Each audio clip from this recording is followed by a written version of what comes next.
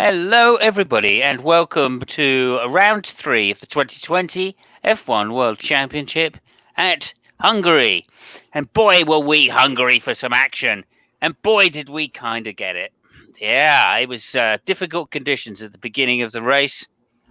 Accident. That was the most important thing from the warm-up lap. There was a accident. One of the drivers, I'm not going to say who it was because that would be that would be cruel. But it was an accident. So, there was a Verstappen on the warm-up lap, and one of the drivers crashed into the wall and wrecked his front end. A very painful thing to have to go through. He managed to get it back to the grid, fortunately, and on the grid, an incredible job was done by the Red Bull team in fixing what could only be described as a rather lackluster car this year from Red Bull, allowing Accident Verstappen to drive what was virtually a perfect race for him to finish second, I believe, which is a result and a half. And he's obviously in the off season made friends with Lewis Hamilton because that's the only person that benefited from that. As Bottas finished third. Oh, did I mention Lewis Hamilton won the race? He came in first place. Uno grande cappuccino espresso very fasto. He was magnificent. He drove from pole position, a fantastic pole position, to first place in the race, and managed to get the fastest lap as well for that extra point on the very last lap of the race, having done some incredible tactics of pitting for soft tyres right near the end, 3 laps from home, and giving himself time to get that fastest lap. Pole position, first in the race, fastest lap. He now leads the championship. His hopefully seven times seventh world championship is what we're looking forward to. Of course, I'm not biased towards Lewis Hamilton, the great racing driver of the century. I'm not biased at all, but obviously I think he is going to win this year, as does just about everybody else, I'm guessing. Anyway, what can we say? So he first place, fastest lap, new lap record as well, which is fantastic. And I'm just so much looking forward to seeing the rest of the year and what he can do to win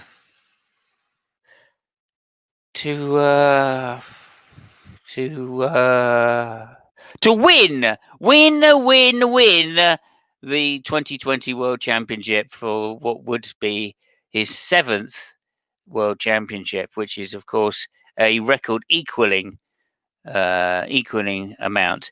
Red Bull in second place in the World Championship as well, 55 points. Mercedes 121. That's the standings for the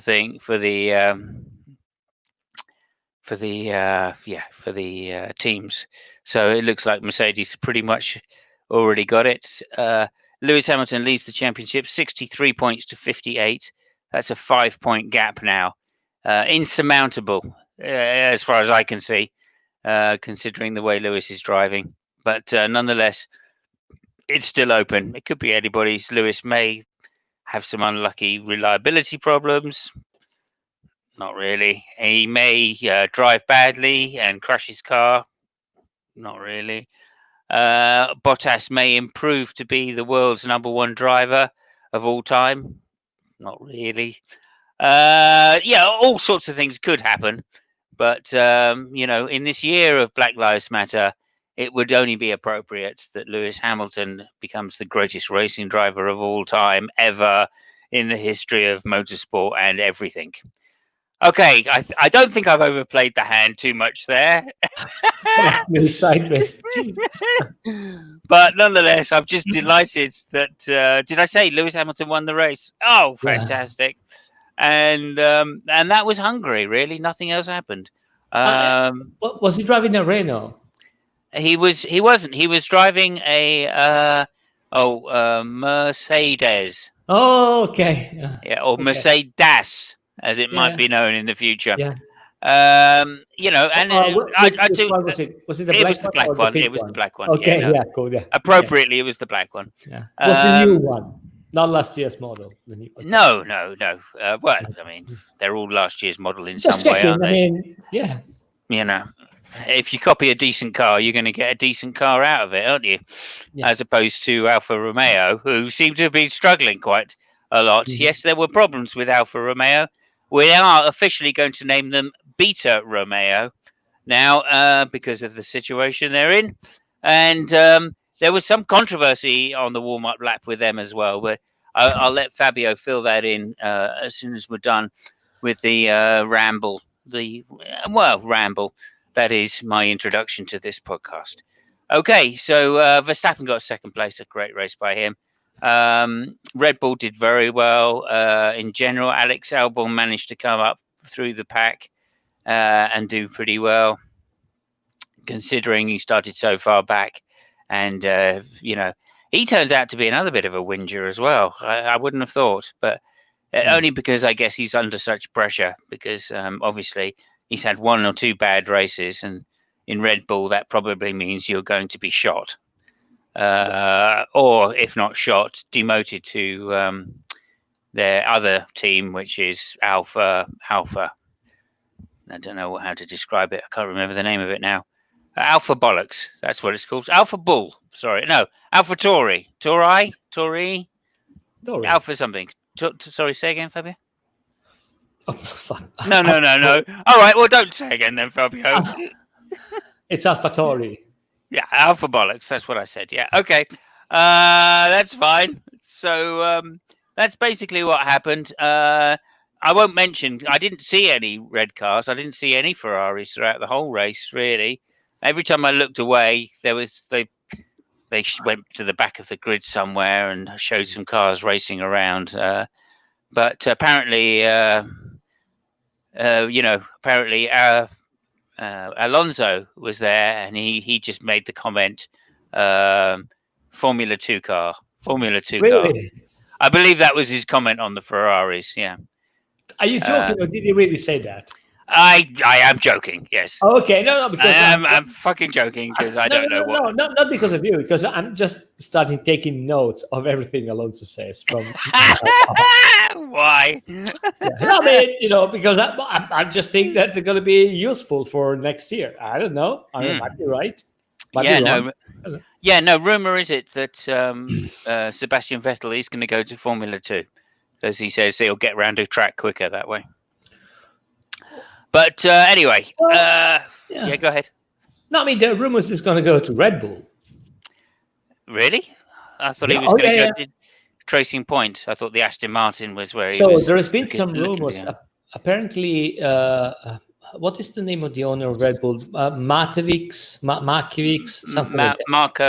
Helmut Marko. No. Helmut Marko is the guy on the track, but the owner is Matjevics something.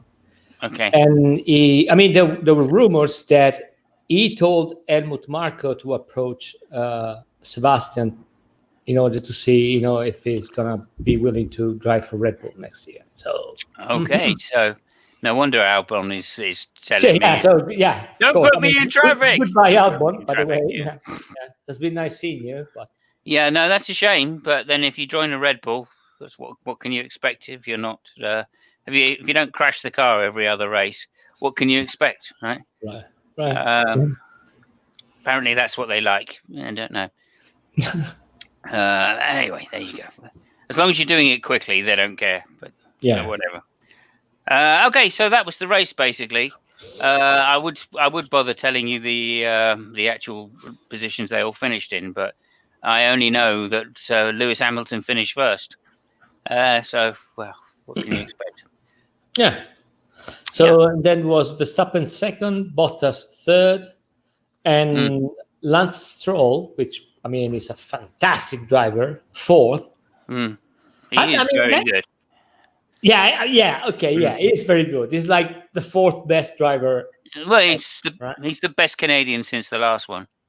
He has the best car besides the official one. Okay. Yeah.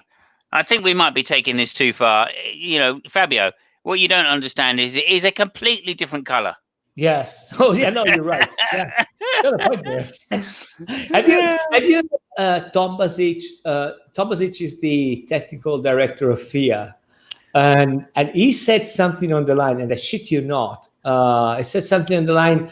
Oh, when we went checking, the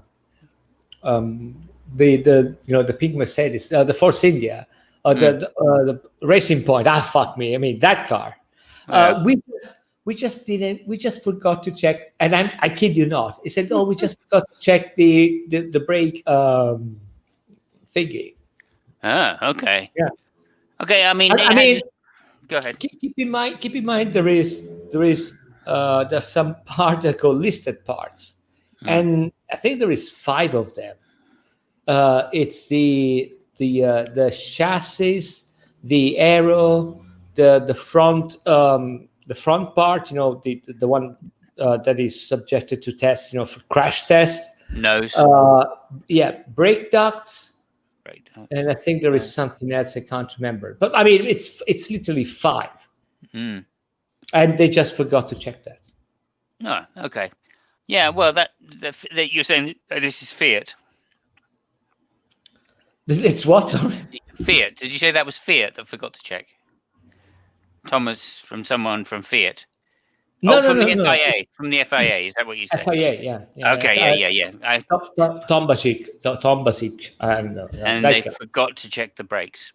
Yeah, they forgot to check that part. I mean, yeah. That sounds a bit strange, doesn't it? Really. It sounds amazing. It sounds like a back pedal, if you ask me. That they're actually going to do Racing Point for it, and they just got to go. Oh yeah, no, we were supposed to have checked it, but I'll tell you what, we didn't. Yeah, there's 5 parts. Oh, we missed that. And by the way, they never said that they checked the other 4 ones. They just said they missed to check that. I mean, really, why you say that? Just shut the fuck up. Well, anyway, we'll see what happens. That's because he wants a job next year, obviously. Yeah, in Mercedes. Yeah, maybe. Stroll was 4th, Albon 5th, Sebastian 6th, and the other amazing driver Perez 7th. Yeah. Ricciardo 8th, Sainz 9th, and Magnussen 10th with the Haas, which made a very, very, very good call in the in the first, not the first lap. Formation lap. And by the way, that's why they were penalized, because basically what happened is that they talked with the engineer during the formation lap. Oh, we're gonna come in back and change the tires. Yeah. Which is forbidden. Apparently, in the first lap, you cannot have any kind of communication with the engineers regarding, the car or it drives, unless there is a safety problem or stuff like that. So he got penalized. Luckily enough, he still maintained, the 10th place, which was, there were points. So yeah, good job. But they made a really, really good call. And I was quite disappointed that Alpha didn't make the same call. Oh, totally. I mean, Kvyat was on the phone. He was on the phone. No, he was on the radio saying, "I want to come in for dries. Let's come in for dries. Is that a good idea?" And that's what surprised me, was Kvyat going, "Is that a good idea? Shall we do that?" He should have been saying, "I'm coming in for dries. Get them ready." Yeah, but I mean, the I don't know if it was Magnus, but apparently the thing with the Haas was that the engineers told the guy, "Jump in, we're gonna change the tires." They had no choice, right? Because they were on. Yeah. But that was the reason why they were penalized. Clearly, yeah. But they had no choice. They had to change because they were on full wets, right? So nobody else was on full wets. There was the only 2 cars on full wets. So the fact they put them on full wets is a bit of a giveaway that they don't know what they're fucking doing. But secondly, it's a bit of a giveaway that, of course, they're going to come in and change tyres because everybody else is on a different tyre. So obviously they're going to come in and change it. Well, they didn't even have to talk about it. They should have just said, "We can't talk, but you know." You know what I mean? So but I think the thing with F1 is that you basically you don't see the track until the formation lap. Yeah. So they make the decision whether we're driving the formation lap. So well, I mean, yeah, it is properly dry. Let's gamble that, which was good. I mean, it was a good call. It was obvious. It was obvious actually. I'm surprised more teams didn't bother. To be quite frank, but anyway, there you go. Whatever. It seemed like the obvious thing. Why Ferrari didn't do it? I mean, I don't know. I have no idea. By the time they came round, and they were on the grid, you know what I mean. They could have just said, "Okay, well, look, we're going to come in first lap anyway." Well, anybody coming in straight away would have had a better chance. Yeah. Yes. Well, in hindsight, you're right. But I mean, I don't know how the situation was on the track at the time, so I can't really say. I think that it was a bit slippy, perhaps. But I think that Haas gambled, and there is also the fact that. So I mean, Haas didn't gamble. I've got to put that again. Haas did not gamble because they were on the wrong tire anyway. So that's not a gamble. When you get off the wrong tire, any tire is better. Right, the fact they put the dries on, okay, great. They made the right decision to go to dries, but that's not a gamble. It would have been. It's a gamble for, if for AlphaTauri to do it, admittedly. But again, in hindsight, we can say, yeah, it was definitely the right move. Look at the advantage Haas got; it was huge, And again, anybody, if you've watched any Grand Prix racing at all, you know that circuit dries out uber quick. I remember Schumacher's race from the back in the wet. The reason he managed to do that to win the race was because the track dried out so quick, and his wet weather tires were absolutely shagged, so they were virtually bald anyway. The problem with starting with slick tires on a track which you don't really know if it's wet or not is that there is a difference. Is if you start with intermediate and you change to slick tires in the first lap, you don't lose too much time. But if you're making the wrong decision and you make one lap with slick tires when it's supposed to be intermediate, you've lost a shit ton of time. Very true. So the two things are not really comparable. But again, I was happy to see someone taking a gamble. I mean, by the way, talking about tires, I was happy that Leclerc put the red tires. I mean, if you called me at the time, I was going to gamble that the red tires were the right ones. I mean, they a little bit better, but apparently, Leclerc's car, didn't want to work with the tires at all. Even with the white tires, it just didn't work. So, I mean, and I think it goes back to the problems that this car has. So yeah, kind of a big problematic thing. The team principal Binotto said, yeah, I mean, there was something. Well, he said again, there's something really wrong. Well, yeah, good fucking luck with that. I mean, it's as if they didn't notice, right? Well, he says that, but Martin Brundle in commentary was going, why has he gone to the red tires? Everybody's been saying they're so bad. And that was the first lap out. Martin was saying, look, what they put him? I don't understand why they put him on the red tire. I don't know. I mean, honestly, I would have thought that was a good choice. Other than the fact that people have been saying it's a terrible race tire because it grains after a couple of laps. Yeah, but I mean, so the red tires were put. So Leclerc came in to change the intermediate with the red tires. Yeah, and I mean, so I don't know. I mean, of course, it was wrong, but my rationale was the track is still cold. Those tires, get a little bit better. And also, there is also another fact: if you have a bad car, right? I think it's good that you put one tire on one car and some other tires on the other one, because the car is bad anyway. They knew full well they were going to be lapped. I think they were taking 0.3 of a second every kilometer. So, I mean, that was on the data. I mean, again, it's a gamble. You do that. Say, well, you never know. Maybe the red car is working. Fuck it. When you've got nothing to lose, you just, I suppose if they had nothing to lose, they would have pitted on the formation lap. But again, I just think there was a whole series of mistakes made in that Grand Prix, which seemed not cut and dry, but semi-wet and dry. A little bit of a pun there. But nonetheless, I do feel there were mistakes. Hungary, as I say, known to dry out very quick because normally it's quite hot. So I think you could have struggled around for a couple of laps on slicks anyway and still made time. You'd have had to have been very unlucky to lose time on that kind of track, other than crashing. And that may be the reason why you can understand why Lewis didn't want to put slicks on, or the front runners. You could understand the front runners saying it's not worth us gambling because we've got too much to lose. We're already in the front, so people have got to overtake us. They can't do that, and even if we do, we'll have fresher slicks anyway by the time we get around to changing.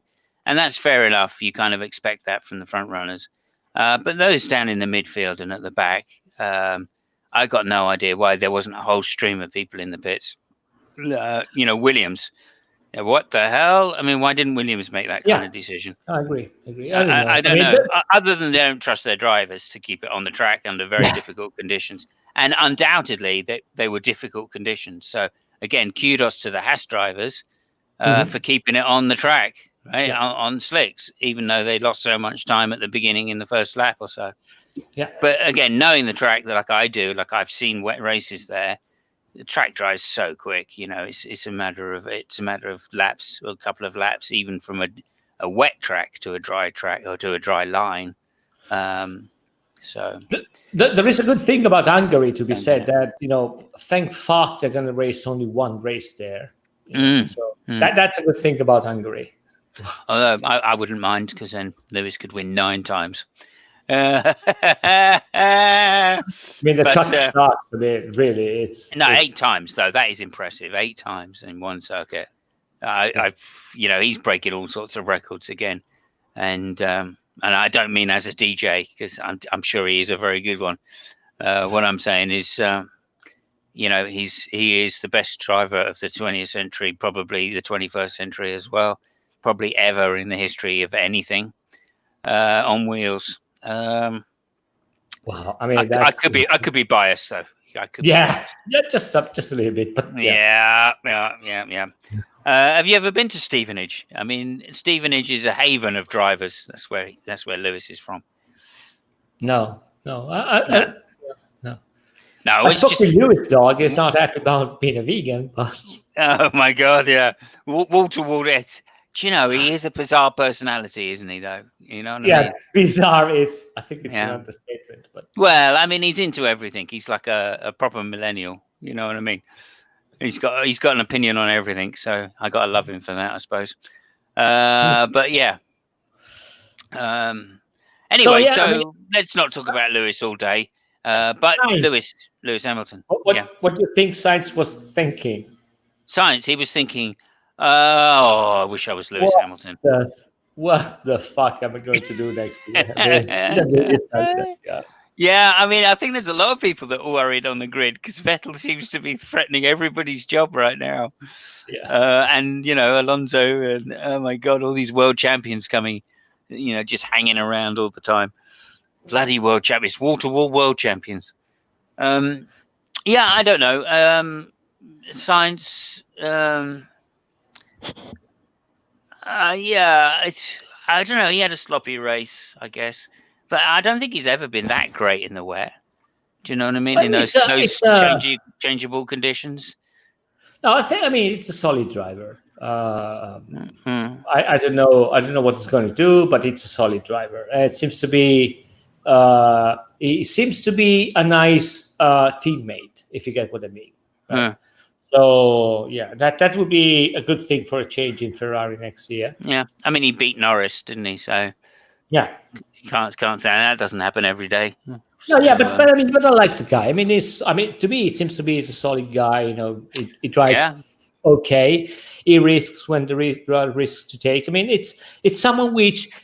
So if you're a team manager, you want a driver like Sainz, because if he has an okay car, it's going to bring points, and points are money. So I guess it's a good thing.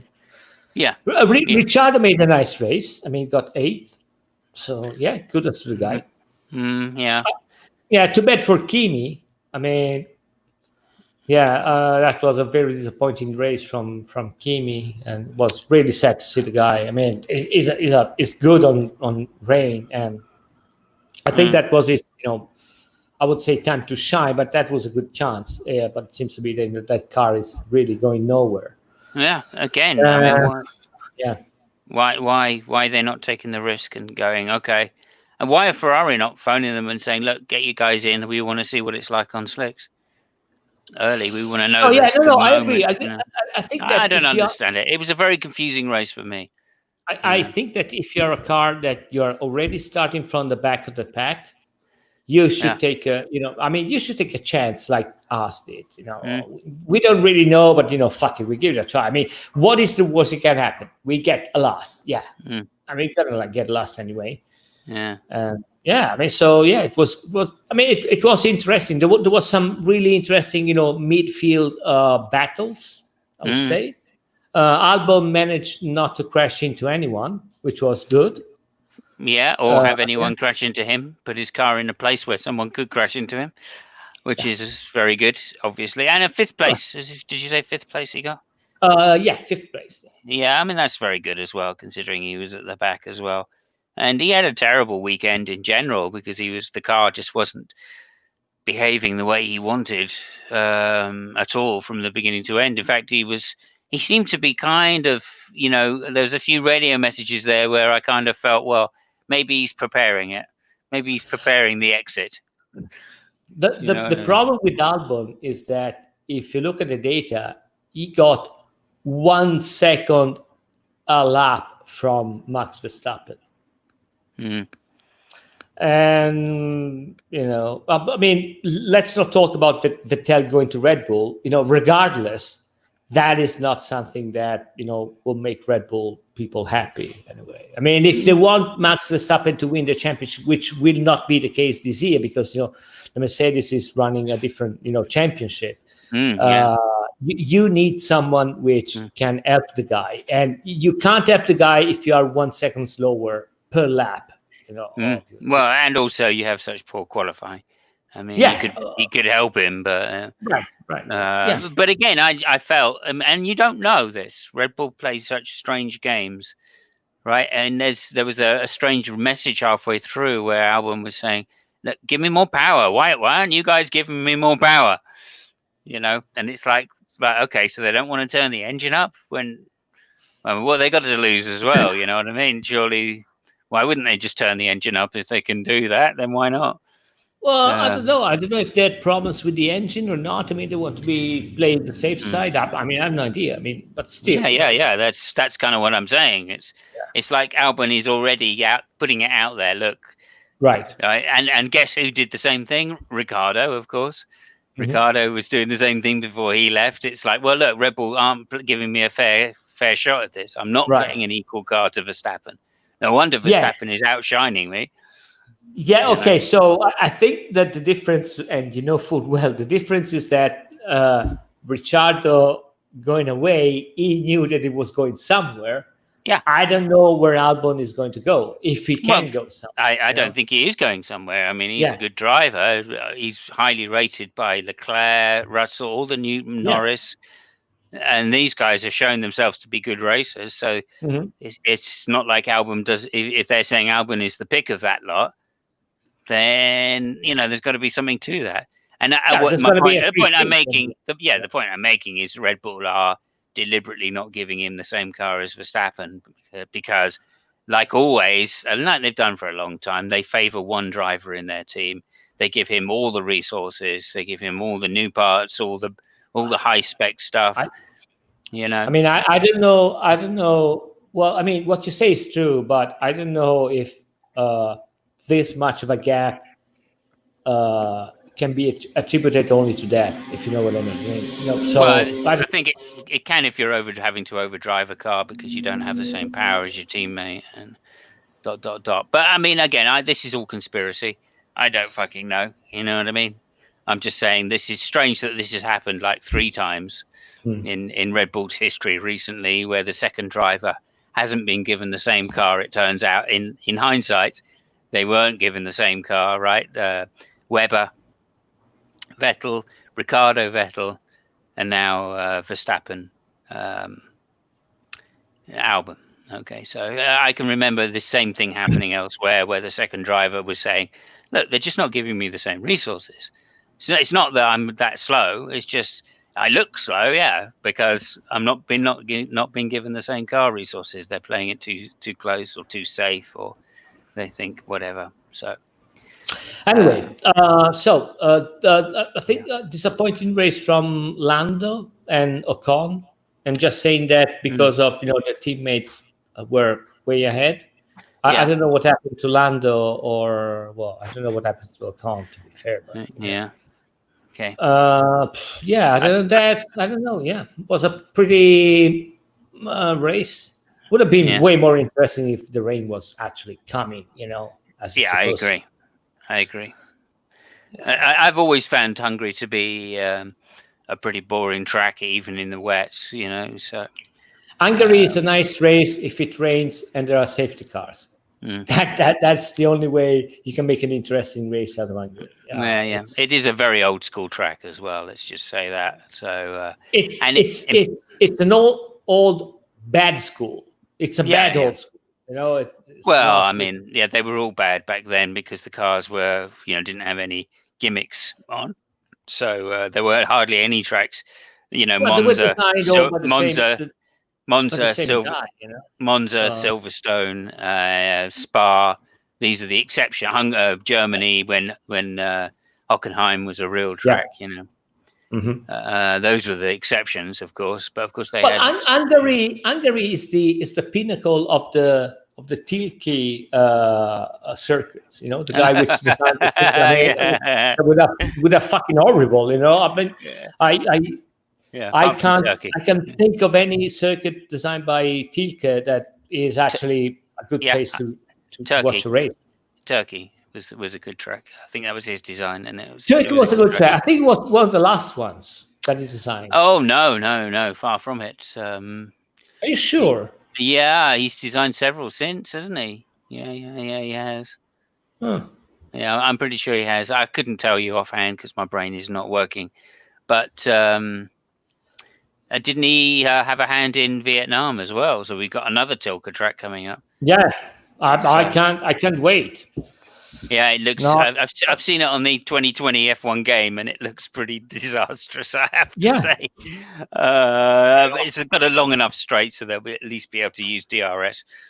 So that's something anyway. At least we got the gimmicks. Okay, I mean, with Lando, he got stuck in traffic early on, and then a bad pit decision and a slightly slow stop put him in more traffic. So I think that would account for his basically lack of pace because he was always behind someone, and you can't do anything at Hungary if you've got a slightly slow car. So there was some nice politics going on behind the scenes, last race. I think that Toto Wolff was a little bit. I wouldn't say went to the attack, but it was kind of I don't know why people say that, and was talking about the Ferrari guy saying that it's quite peculiar that there is only a car which is that fast on the straight. Which I mean, it's kind of it's something that if I say that now, you say no shit, Sherlock, right? I mean, it's there, Yeah, you said the obvious, but apparently Toto Wolff didn't take it really well. No, and he shot back. But I think it all boils down to the fact that Toto Wolff, I mean, in my opinion, is basically trying to rise as the new Jean Todt of F1. I mean, mark my words. I mean, you'll see where it goes. I think he's trying to go there, but Ferrari is not really keen to that. It's not willing to say, you want to go there, but you want to make the guy suffer a little bit. He doesn't want to end everything on a plate. Yeah, I mean, I felt his response was interesting. He basically turned around and said, "Look, Ferrari last year were cheating, so we had to." We thought they were going to be able to get away with it, so we had to develop our engine even more, and that's why now they've been shown to be cheating, and they're not allowed to do it anymore. They have such a terrible car, and of course we've stretched the gap because we improved our car. Sorry, I'm gonna take this one. because we improved our car legally, and therefore, it's Ferrari to blame in the first place, because they should never have done that, and then we wouldn't have had to improve so much. Whether there's anything to that or not, I don't know. It doesn't seem that their car is hugely faster than last year's car, and that what the differences could be put down to aero rather than engine. And yes, you would expect them to go faster in a straight line if they're using the dash system anyway, slightly. So yeah, I just think it's a bit sour grapes by Ferrari here, really. And the fact that their car is not even as fast as last year's Mercedes, I think that's why they're getting so butthurt about it myself. However, we'll have to see how that develops through the year, because in something like 9 days' time or something, the hearing goes before the board, and we'll find out shortly after that whether the Racing Point is a legal car or not a legal car. If it's found to be illegal, well, presumably they're racing through a new brake system anyway, so no problem. They'll just switch the brakes and lose these points. And of course, the team that will gain will, of course, be Renault mostly. So yeah, it'll be a shame if that happens, as far as I'm concerned. But nonetheless, knowing politics and knowing the fact that Racing Point aren't a manufacturer and Renault are a manufacturer, I would have thought it will go Renault's way and the Racing Point will be banned. Okay, so yeah. We'll see. I mean, we'll see what happens. It's a very interesting thing which is going on behind the scenes. That too. Yeah, so, politics being politics, as I say, I think will win. Yeah. Even if anyway, the brake systems are thing. I mean, looking at, someone did a video on the other brake systems, right? The ones that copied last year's Ferrari, and they were close. I mean, you can tell. So there are two things to be said. The problem is not the outside of the braking system. The problem is the inside. So the real picture can be taken only from the inside. And by the way, no, well, I mean, hang on a minute. On that point, on that point, the Racing Point had the Mercedes brakes last year, so of course they've got full access to the inside. No, but this is my second point. I would say, by the way, there were some pictures of this year Racing Point and last year Mercedes, and of the brake without the cowling, and even so the triangle attack on the nest, of the brake, and some other and even the ducts inside the sim. The ducting, the ducting, the other thing is that the brakes were not on the part list last year. Yeah. So I mean, if somebody says, but they had the same brakes last year. Yeah, last year they could. No. But meaning, by which I mean they had they had pictures of the inside. Right. So if the issue is, well, you can't take a picture of the inside, so how can they be the same? Well, they could. They had a picture of the inside, so of course they could develop it in a similar way, which will be undoubtedly the defense they use. No. Sorry, it doesn't really work like that. So the listed parts are parts that you got to own the intellectual property. So, like for example, you can have a wing, right? And say, well, I took pictures of the wing and I made the calculation and I made the same part. Cool. With the brake ducts, you got to give to the FIA or whoever ask for it all the data and the projects that you have in the factory on your own computer, with your own hash and all that shit of the original project.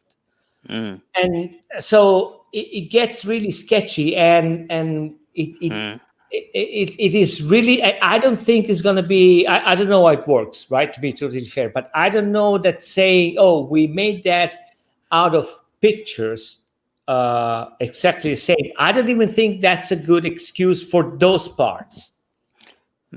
You know what Well, I I mean? mean, Because yeah, but they can. What my the rule book says intellectual property, so it gets a little bit, yeah. sketchy. So, So but again, so my point is that they can take a picture of it, they can mm, put that into their CFD, run yeah, the tests and do the model, right? right, And then go, oh yeah, look, this is what we want to develop. So yeah, this is why the ducting has to go this way, yeah. and then they can make their own copies of it in the CFD and test it in their CAD system, and everything's good. It's the same No, way as they have all the other spec parts. I'm not really sure you can do that with that. But even if you can go with that defense, Yeah, what you have to provide is your CAD calculation at a sure. date that predates the current ruling.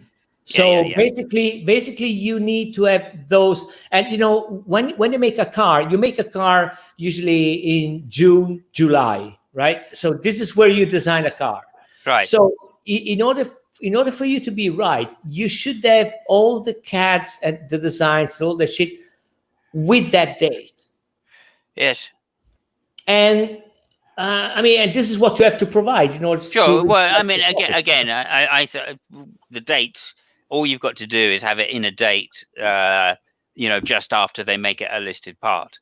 As soon as they say, "Hang on, let me finish." As soon as they say we are going to make this a listed part, right? Then the companies or the things can go, okay, well, we need new brakes then, so we'll just go and design some, and then you it need is, to have some CAD designs close to that.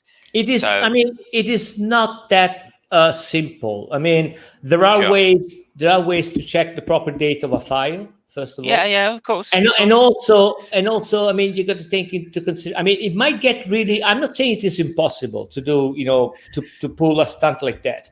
I'm just saying that it's really, really, it gets really complicated because, like for example, in order for you to project the brake ducts, you must have some other parts which have, but that you must have the project before. So there's some things. No.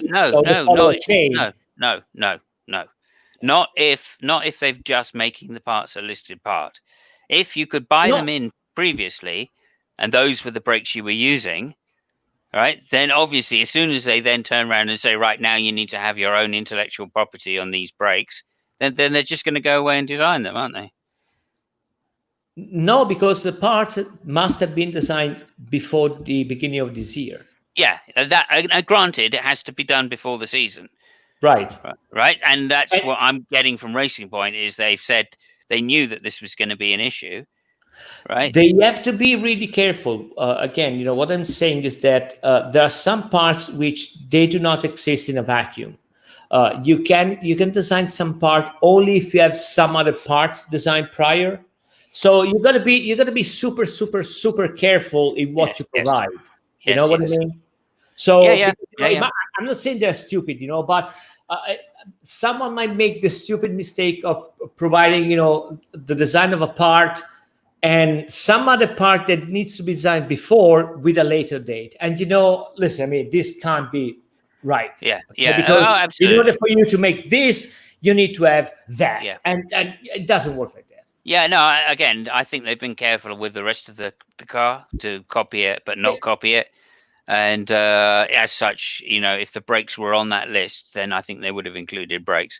However, they may not have. They may have just gone right. Well, we're just. This is why it's so interesting, right? Yeah. They may not. They might not have. I don't know for certain. I suspect that they have because it seems like they'd be risking an awful lot if they made such a simple mistake. And if the FIA is saying, "Oh, well, we didn't check the brakes," what? That's not right either. So I am a little bit, I mean, I wasn't really holding my breath when Renault made that. Even if, as we said last week, it was really interesting that they waited 2 weeks. So I think that they smelled something. On the other hand, to me, it is really interesting that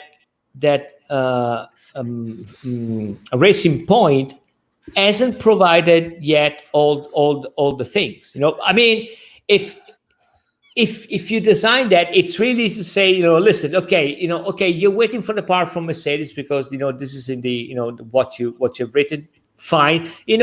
By the way, here is your stuff, and you can start checking that one. and they didn't. So I don't know if they got with their Right, that's not my yet, understanding. My understanding was pre-season that they checked this with the FIA and had Oh, told but them that yeah, they were but doing they this. didn't. That's the thing that we said before. I mean, Tomasic said, "No, we forgot to check that part." Yeah, but that So, doesn't mean they didn't supply the data. well, no, but if I supply the data, say, you remember the data they gave you, at the beginning, here it is again, so check it out again. I mean, yeah, and you wait for all the stuff. They haven't been really proactive on that part. That's what I'm saying. So Yeah. it's going to be super interesting, I think. Yeah, again, I think it's unlikely that they didn't supply the data of their car, which would have included the brakes. So I just find that unlikely. If the FIA, hang on, if the FIA are coming out and saying now, well, we didn't actually check the brakes, well, that's not right either, because that's not what the FIA do either, because there's so much money involved here. They know, hang on, they know that if they turn around and say, well, we did have the data, but we just didn't check it, that gives Racing Point an out. Right? That means that they can't then take away all their points because they didn't do anything wrong, and they did approve the car before the season started. No. The data is provided on a request basis. So what the FIA and every body assumes is that okay, these are the rules. You got to comply to those rules, and they're not really checking if there is a proper intellectual property. That's what I'm saying, right? They assume that's the case. Mm-hmm. If there is a complaint, they've got to dig it deeper, and they've got to dig deeper. So I don't know. I mean, okay, maybe it happened that way. That's not my understanding. My understanding is that Mercedes wouldn't let that go on anyway, because like with the DAS, right? Then, like with the DAS system, Mercedes were keeping the FIA informed of the developments of the DAS in order to comply and make sure that if it was questioned at a later date, that they'd been shown to take all the considerations of the FIA into account, even if, and here's the if, which you're gonna go, oh, okay, but even if that's not actually a legal judgment, which of course it's not.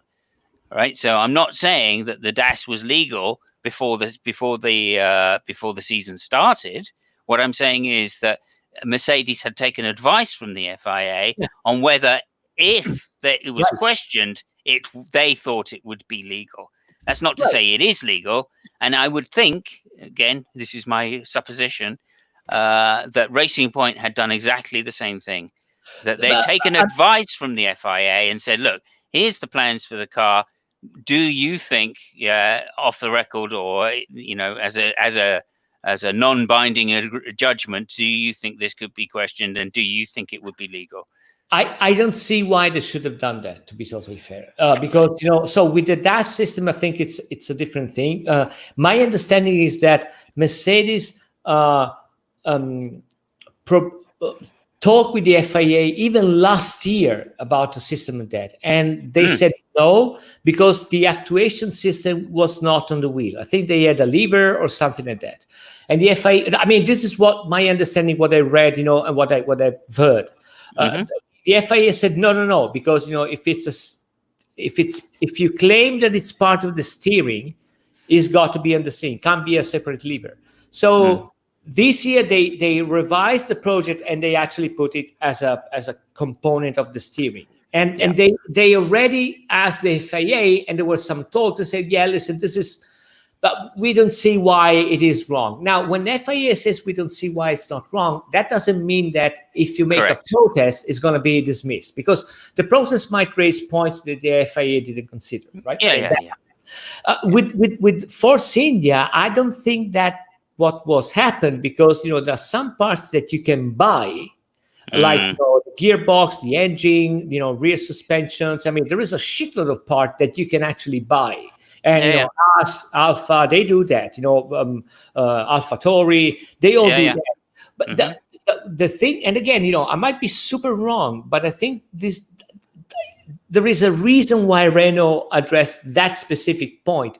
What I think at least what I think Renault thinks that has happened is that they just were, lazy, and they got a part which was not on the list last year and was on the list this year. I say, now you're fucked. Because if it was I would suspect something slightly stronger than that. Like someone in the FIA said, "Oh, actually, we didn't check the brakes. Maybe you should try questioning the brakes." But that would be my guess. Yeah. And if there's a name out there already, yeah, okay, that seems likely. The guy which said that is Tombasic. It's not a secret because he was on TV saying that. Yeah. Okay, well, maybe again, it's not super secret then, and maybe they just saw the TV and went, "Oh, hang on." If the FIA, Tombasic said that this weekend, but I agree well, with there you. you go. It might be the case that someone in FIA said, "You know what? That might have happened. Why don't you make a complaint about that?" Yeah, that might be the case. Yeah. Okay. Which would be fucking amazing if you ask me. That's gonna be. Yeah. I mean, I'm not saying that the FIA is a French organization, but it is in fact a French organization. Yeah. To change that by making a German organization. Yeah, that's why it's pushing so much. Yeah. Well, then we could split the difference and make it a British one. But okay, anyway, let's not go down there. Well, I mean, listen, the last time that you were close to making that was when Ron Dennis was, and he didn't make a very good job out of it. So no, that's true enough. Okay, jolly good. If you want, but again, I don't think you want to go there. No, because then right, that means that basically becomes Russian then. Right. Okay, so anyway, there you go. Although that's not so bad. Okay, so we've done that. Vettel possibly going there. You think Red Bull? I think Aston Martin. Talks about Red Bull. I don't think he knows where it's going to go. Actually, I don't think. No, I think that's completely off the chart. I don't think they would want Sebastian in there, and I don't think Sebastian would want to be the second Red Bull driver because he knows that they give preference to the number one driver on parts and resources. So again, why would he want to be number two driver? Don't know. Listen, I don't. So I might be totally wrong, okay? Unless, of course, another conspiracy theory for you. Unless they really dislike Vettel for leaving, in which case they could get him back as the number two driver. Well, I don't think they're that evil, but we don't know. No, but with me, so there might be the case that so Vettel can actually retire, right? I mean, he has won 4 world championships. He's not the last idiot on the racetrack. Yeah. And you say, why does he risk going to Red Bull and being a second driver and giving him, inferior material? Well, a guy which can retire has won 4 world championships. What he really has to lose? If he goes on Red Bull and he wins, I mean, he said, yeah, fuck it. And if he doesn't, he say, yeah, it's because you give me crappy shit. But you know what? I'm going to leave anyway. So fuck you guys. I'm full of money. You know what I mean? It's kind of a win-win situation for the guy. I don't see it that way. I don't see it that way. It's like this year for Ferrari, If he makes bad, yeah, it's because, the guys already dumped me. And if he goes well, say, you see me, they were wrong in dumping me. He really has nothing to lose, actually, which it makes him a really dangerous driver, to have. Yeah, I don't see it that way at all. I don't see a hell's chance of him going to Red Bull, really. There were these rumors, and it was the interesting thing is that apparently those rumors originated from Red Bull. So it wasn't Vettel saying, I want to go there. I mean, that was actually... the direction was, the good one. So we'll see.